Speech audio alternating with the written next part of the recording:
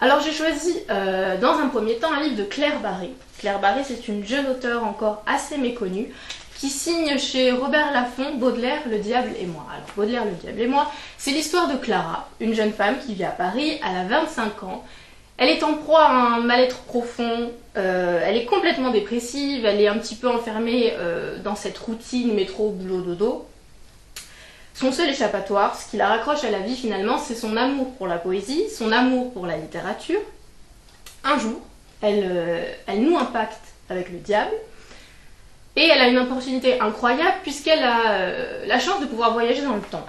Lors de son premier voyage, elle rend visite au poète qu'elle aime le plus, Charles Baudelaire. S'ensuit une relation charnelle. Alors après, il y a un moment très cocasse, elle s'interroge à quel poète va-t-elle rendre visite. Alors le vieil Hugo, elle se demande, est-ce que ses ébats seront aussi vifs? Novalis peut-être un peu trop fleur bleue. Antonin Artaud, Henri Michaud, un peu trop fou, elle a des interrogations, elle se demande est-ce qu'ils vont m'attacher à une table, est-ce qu'ils vont me découper. Dante, elle aurait bien aimé, malheureusement il est gay. Et donc, plusieurs voyages, elle va faire plusieurs voyages avec ses poètes, des voyages qui ne sont pas sans conséquences. Claire Barré, comme je l'ai dit, c'est une très jeune auteure encore, et elle réussit au niveau de l'écriture un tour de force.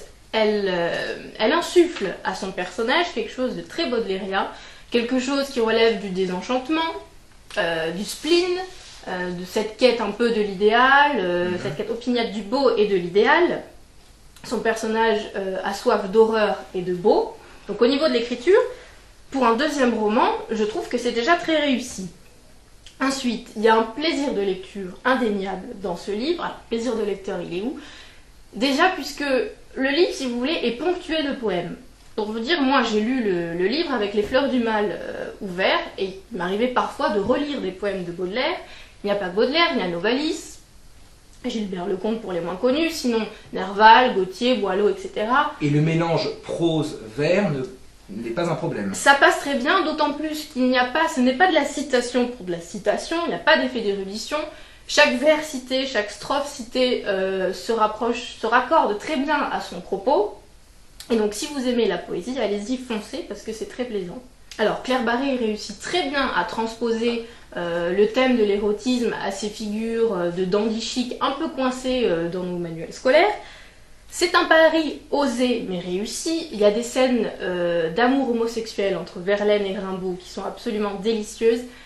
Alors évidemment, voir Baudelaire en érection, ça peut en choquer certains, mais je n'aimerais pas qu'on garde simplement le côté charnel de ce livre, puisque, il faut le dire, il faut le souligner, c'est une formidable déclaration d'amour à la poésie et à la littérature en général.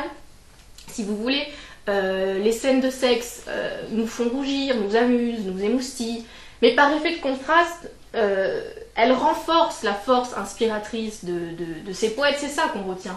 On retient pas les parties de jambes en l'air de Baudelaire, on retient l'aspect vibrant et l'aspect vivant de tous ces poètes.